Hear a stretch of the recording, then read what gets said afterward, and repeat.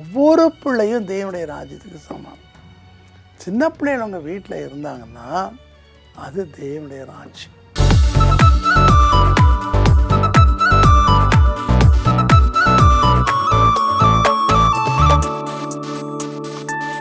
Praise the Lord. Hallelujah. அருமையான சின்ன சின்ன சின்ன சின்ன நண்டுகள், சின்ன சின்ன அருமையான தங்கங்கள், ஜுவல்ஸு, அருமையான டைமண்ட்ஸு, பொண்ணு கட்டிகள். சின்ன பிள்ளைகளா, இன்றைக்கு உங்களுடைய நாள். இன்றைக்கு உங்களுக்கு விருந்தெல்லாம் வைக்கணும்.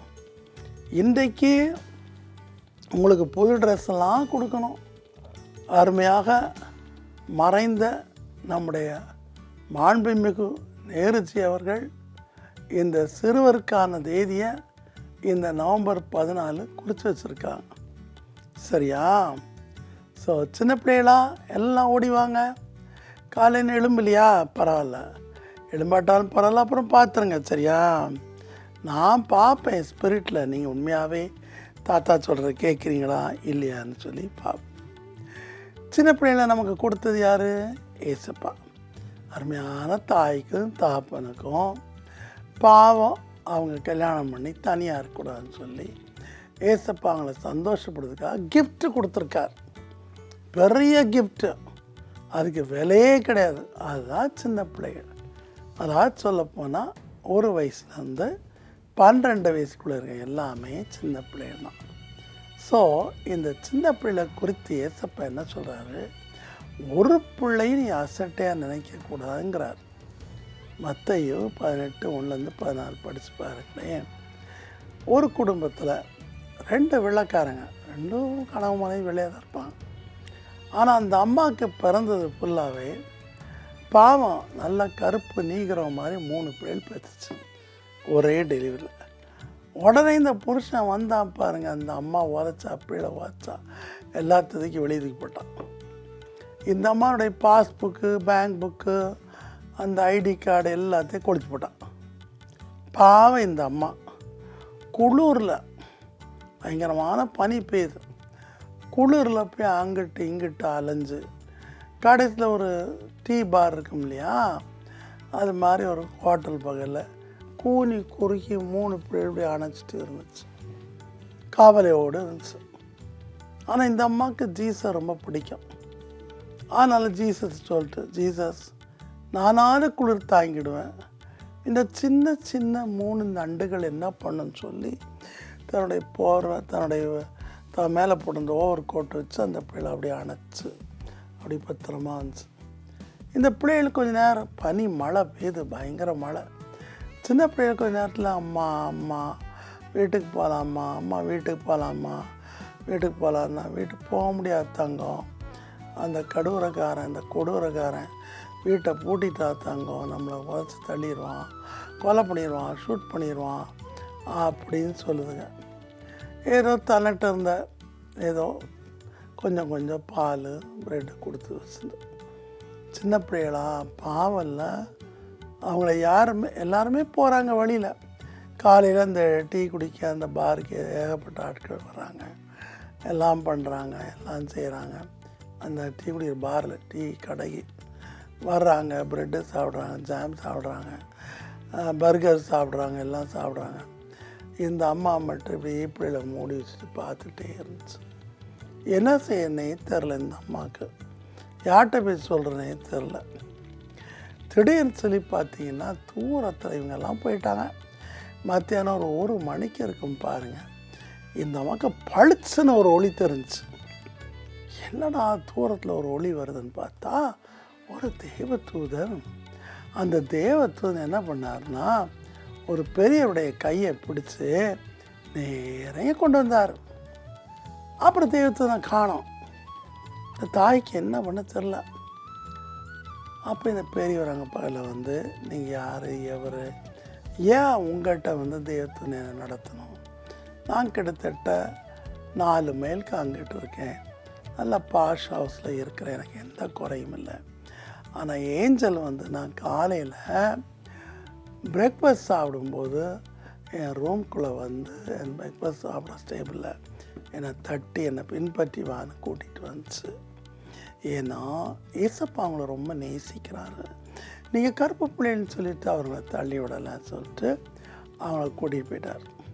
கூட்டிகிட்டு போனால் பெரிய வீடு, பெரிய மாளிகை, ஏகப்பட்ட ரூமு, ஒவ்வொரு பிள்ளைக்கும் ஒவ்வொரு ரூமு.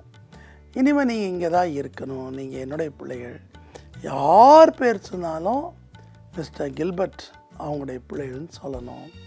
கில்பர்ட் அப்படின்னா இங்கே எல்லாருமே பயப்படுவாங்க, நான் பெரிய செல்வந்தன்னு எல்லோரும் தெரியும் அப்படின்னு சொல்லி பிள்ளைகளை கூட்டிகிட்டு போயிட்டு ஒவ்வொரு பிள்ளைக்கும் ஆளுக்கு ஒரு சர்வெண்ட்டை வச்சு கவனித்து குளிப்பாட்டு அதை பண்ணி ஹோம் ஸ்கூல் நடத்தி அவங்கள மேலே கொண்டு வந்தார்.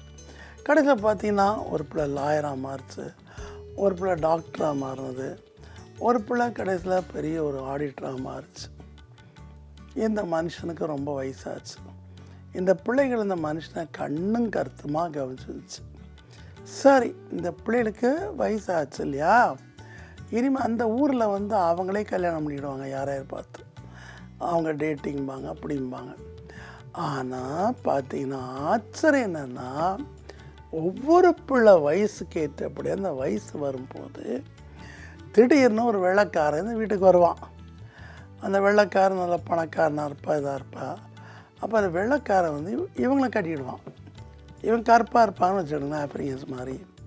அப்போ அந்த செல்வந்தர் கேட்பார், நீங்கள் எப்படி இந்த வீட்டுக்கு இந்த பிள்ளையை கட்டணும்னு எப்படி யோசிக்கிறீங்க அப்படின்னு சொல்லும்போது அவர் சொல்லுவார், சொப்பனத ஜீசஸ் ஏன்ட்டா இந்த கருப்பிள்ளையில் தான் நீ கட்டணும்னு சொல்லிட்டார் அப்படின்னு. இப்படி 3 பேருக்கும் கல்யாணம் ஆகிடும். 3 பேரும் கல்யாணம் ஆகி 3 பேரும் பாவம் கைப்பிடிச்சிட்டு, இது அட்டர் சாக்லேட் கலரு, அது அட்டர் ஒயிட் கலர் எப்படி இருக்கும் பாருங்கள். ஸோ எதுக்கு சொல்ல வரேன்னா, இந்த சிறியல் ஒரு முறையாகியும் அற்பமாக நினைக்காது. அவங்க கோலை வடித்தாலும் சரி, செரிப்ரஸ் பயன் இருந்தாலும் சரி, ஏகேச்சைடி இருந்தாலும் சரி, ஆட்டிசம் இருந்தாலும் சரி, பிள்ளைகள் மந்த புத்தியாக இருந்தாலும் சரி, எப்படி இருந்தாலும் தயவு செய்து பிள்ளைகள் அற்பமாக நினைக்காதீங்க. தாய்மார், தாப்பன்மார், இல்லை நீங்கள் வச்சுருக்கிற ஆயாக்கள் மற்ற சர்வன்ஸ் அவங்க ஒழுங்காக கவனிக்கிறாங்கன்னு பாருங்கள். நீங்கள் எப்படி நடக்கிறீங்களோ அப்படி தான் உங்கள் பிள்ளைகள் நடக்கும்.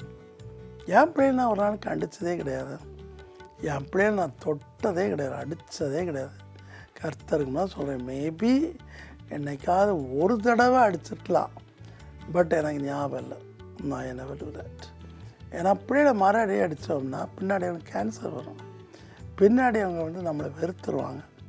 நம்ம பிள்ளைகளை பொறுத்தவரை, விசேஷமாக பொம்பளை பிள்ளையை பொறுத்தவரை ரொம்ப அன்பாக கேர்ஃபுல்லாக நடக்கும். சரியா? அதில் வழி தவறுனாங்கன்னா நமக்கு ஞானம் வேணும், அதோட வேறு திசையை நம்ம திருப்பணும். புரியுதா?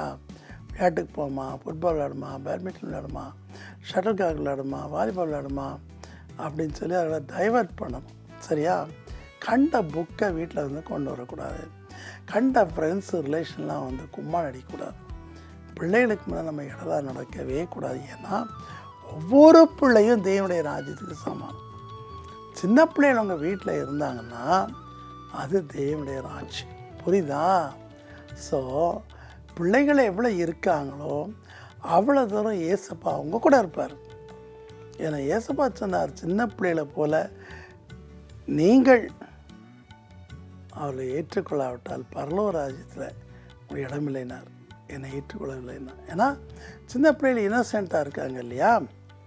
அதே மத்திய 11ஆம் அதிகாரத்தை நீங்கள் பாருங்கள், அங்கே நீங்கள் நல்லா கவனித்து பாருங்கள், 25-26 இதை பாலகருக்கு நீர் வெளிப்படுத்தினீர் அப்படின்னு சொல்கிறார்.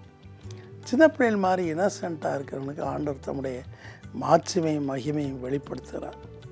ஸோ ரொம்ப கேர்ஃபுல்லாக இருக்கணும். சின்ன பிள்ளைகளை கொண்டு ஆண்டவர் பெரிய காரியங்களையும் செய்வார்.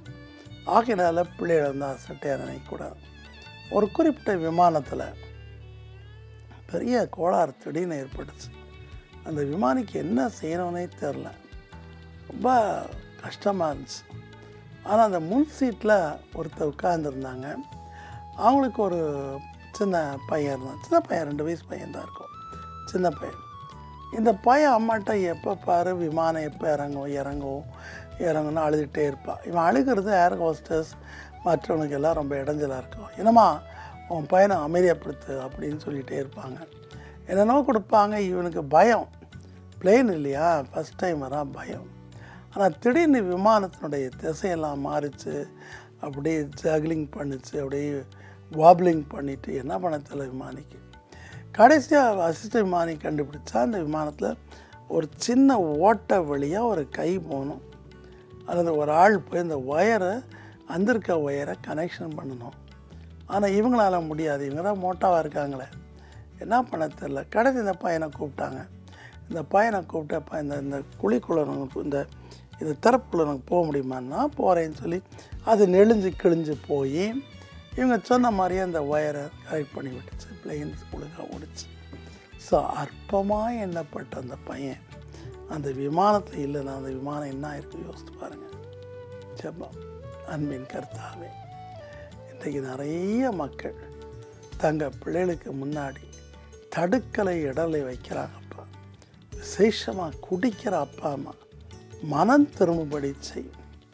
பொம்பளை பிள்ளையை வச்சுட்டு ஆம்பளை பையனை வச்சுட்டு குடிச்சிட்டு ட்ரெஸ்ஸு ஒழுங்காக போடாமல் கெட்ட வார்த்தை சொல்லி ஒய்ஃபை அடித்து அதை அடித்து அம்மாவை கேவலம் பேசி, என்னப்பா இது வாழ்க்கை ஏசப்பா, இந்த பிள்ளைகளை பார்க்கறதுக்கே நம்ம கொடுத்து வச்சுருக்கணுமே, நான் இந்த பிள்ளைகளை பார்க்கறதுக்குனே போகிறேனே, எனக்கு அந்த சின்ன பிள்ளைகள் இந்த 500 பிள்ளைகளை பார்க்கும்போது எனக்கு சந்தோஷமாக இருக்குதே, என் கவலையெல்லாம் போதே, பரலூராஜுக்குள்ள நான் இருக்கிற மாதிரி தெரியுது. அதனுடைய புன்னகையும் அதனுடைய விளையாட்டும் அதனுடைய பேச்சும் எவ்வளோ இன்னசென்ட்டாக இருக்குப்பா.